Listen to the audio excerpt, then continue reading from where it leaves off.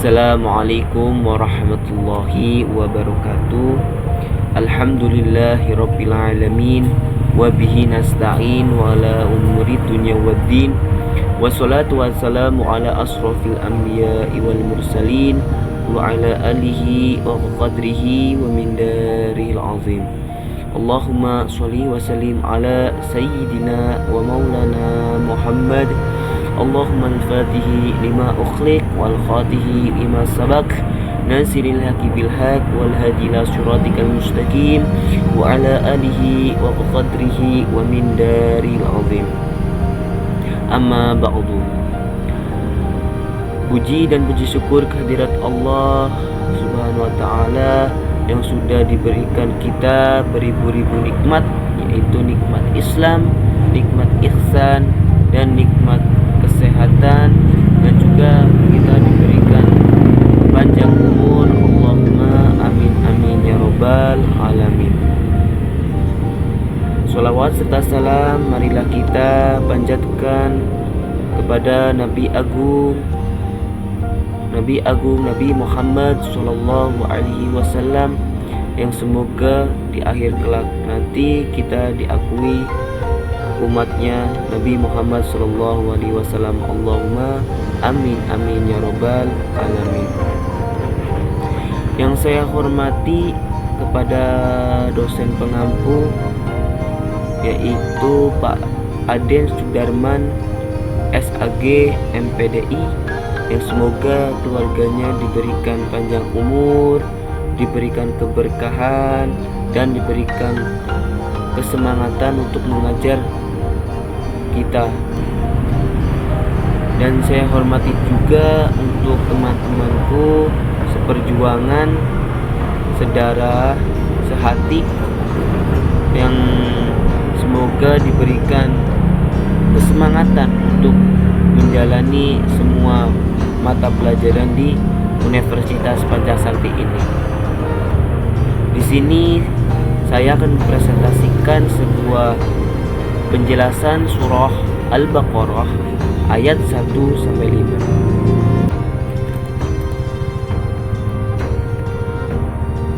Di sini saya akan mempresentasikan penjelasan surah Al-Baqarah ayat 1-5. Langsung saja di sini saya akan menjelaskan surat Al-Baqarah 1-5.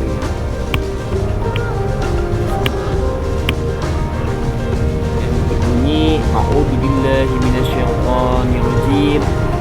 Bismillahirrahmanirrahim. Alif Lam Mim. Dzalikal kitabu la raiba fihi hudan lil muttaqin alladzina yu'minuna bil ghaibi wa yuqimuna sholata wa mimma razaqnahum yunfiqun walladzina yu'minuna bima unzila ilaika wa ma unzila min qablik wa bil akhirati hum yuqinun ulaika ala hudan min rabbihim wa ulaika humul muflihun.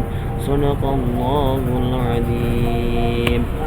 Nah, di sini saya akan menjelaskan makna dari surah Al-Baqarah 1-5 sebagai berikut. Yang pertama yaitu surah Alif Lam Mim, yang artinya alif, lam, dan mim. Di dalam Al-Quran kita akan berjumpa dengan beberapa surah yang diawali dengan huruf-huruf seperti ini. Para penafsirannya ayat membicarakan huruf-huruf ini menurut cara mereka sendiri. Tapi kali ini saya akan mengambil sedikit penafsiran dari Ibnu Abbas, yaitu Ibnu Abbas menerangkan bahwa ketiga huruf itu adalah isyarah kepada ketiga nama, yaitu alif untuk Allah, lam untuk Jibril, dan mim untuk Nabi Muhammad SAW. Dan melihat dari susunan alif lam mim, berarti Allah, Jibril, Muhammad Shallallahu Alaihi Wasallam. Dari susunan inilah baru dapat kita menyimpulkan makna dari alif lam mim, yaitu ilmu berasal dari Allah, diberikan kepada malaikat Jibril untuk disampaikan kepada Nabi Muhammad Shallallahu Alaihi Wasallam dan dikerjakan oleh Nabi Muhammad Shallallahu Alaihi Wasallam dan pengikut-pengikutnya. Nah, ilmu Allah di sini maksudnya adalah kitabnya Allah, yaitu Al-Quran. Nah, selanjutnya itu surah yang kedua, yaitu berbunyi Dzalikal kitabul la raiba fihi hudal lil muttaqin. Itu artinya kitab Al-Quran ini tidak ada keraguan padanya, petunjukan bagi mereka yang bertakwa. Nah, saya menjelaskan sebuah artinya, itu yang pertama, Dzalikal kitabul la raiba fihi. Kenapa Allah menurunkan ayat ini? Allah menurunkan ayat ini karena kita manusia masih ragu kepada Al-Quran. Kebanyakan dari manusia hanya percaya secara lisan, tetapi secara qalbu atau hati mereka ragu akan Al-Quran. Contohnya, keraguannya adalah padahal sudah jelas Al-Quran itu datang itu dari Allah, tetapi kita tidak mempelajarinya, hanya percaya secara lisan, tetapi hati atau secara qalbu dan perbuatan tidak sejalan. Itulah namanya. Nah, yang kedua itulah hudan lil muttaqin, yaitu petunjuk bagi mereka yang bertakwa. Mengapa Al-Quran dapat menjadikan petunjuk bagi orang-orang yang bertakwa? Itu karena Al-Quran adalah kitab yang suci. Hanya orang-orang yang suci jugalah yang dapat menjadikan Al-Quran sebagai petunjuknya. Siapa orang suci itu? Yaitu mereka adalah orang-orang yang bertakwa kepada Allah Subhanahu wa Ta'ala. Dari ayat ini secara tersurat Allah menyuruh kita agar tidak ragu akan kitabnya Allah, yaitu Al-Quran. Yang selanjutnya, yang surah ketiga yang berbunyi allazi yu'minuna bil ghaibi wa yuqimuna sholata wa mimma razaqnahum yunfiqun. Dengan artinya yaitu mereka yang beriman kepada yang gaib, yang melaksanakan sholat dan menginfakkan sebagian rezeki yang kami berikan kepada mereka. Nah, di sini saya akan menjelaskan sebuah artinya, yaitu allazina yu'minuna bil ghaib, yaitu mengapa kita disuruh beriman kepada yang gaib dahulu. Itu karena Allah ingin kita kenal siapa yang kita sembah. Untuk siapa kita beribadah, yang kita sembah adalah Allah. Allah tidak bisa lihat karena Allah adalah yang maha gaib. Oke. Yang kedua, wa yuqimuna sholata, yaitu setelah kita tahu siapa yang kita sembah, barulah Allah menyuruh kita untuk melaksanakan sholat. Allah ingin kita memujinya dan berdoa hanya kepadanya. Yang ketiga itu wa mimma razaqnahum yunfiqun, yaitu kemudian Allah ingin mengingatkan kita bahwa sebagian rezekinya yang diberikan bukan semua untuk kita, tetapi ada terselip untuk orang lain. Contohnya kita kepada fakir miskin, orang-orang yang minta-minta itu. Untuk membersihkan kita harus memberikan sedikit rezeki yang kita punya untuk orang yang membutuhkan. Oke.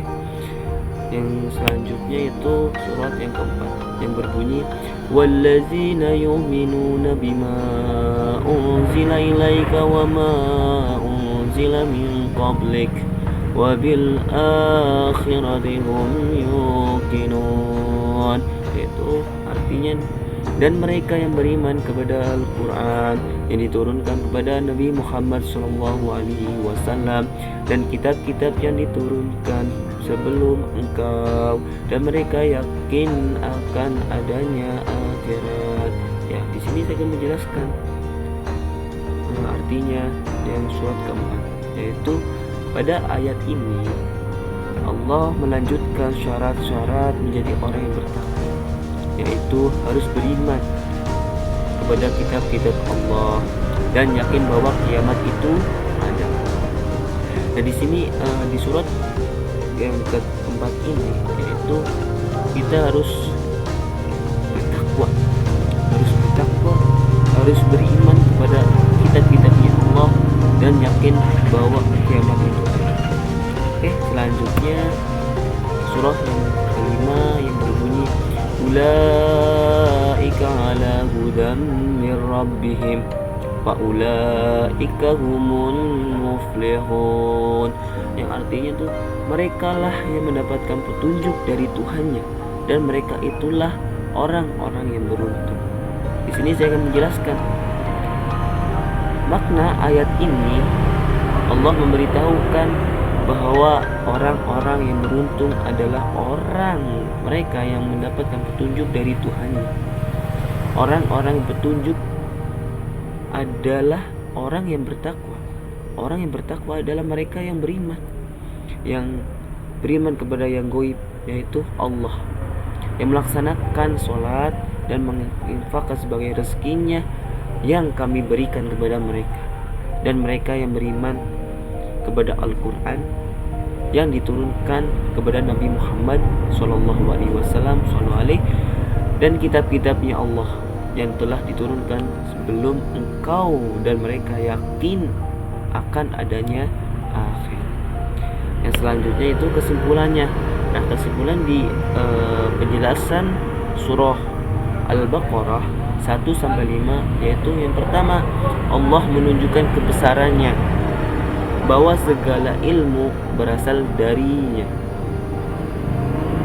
Yang kedua, Al-Baqarah ayat 1-5 itu menjelaskan tentang rukun iman dan rukun Islam yang saling mengikat kepada umat Nabi Muhammad SAW. Yang ketiga, yaitu Allah menjelaskan syarat agar menjadi orang yang bertakwa. Untuk penjelasan seperti penjelasan dari kami, cukup sekian. Apabila ada perkataan-perkataan yang kurang baik atau kurang enak didengar, saya pribadi memohon maaf sebesar-besarnya. Cukup sekian dari kami. Thank you very much. Wabillahi taufiq wal hidayah. Wassalamualaikum warahmatullahi wabarakatuh.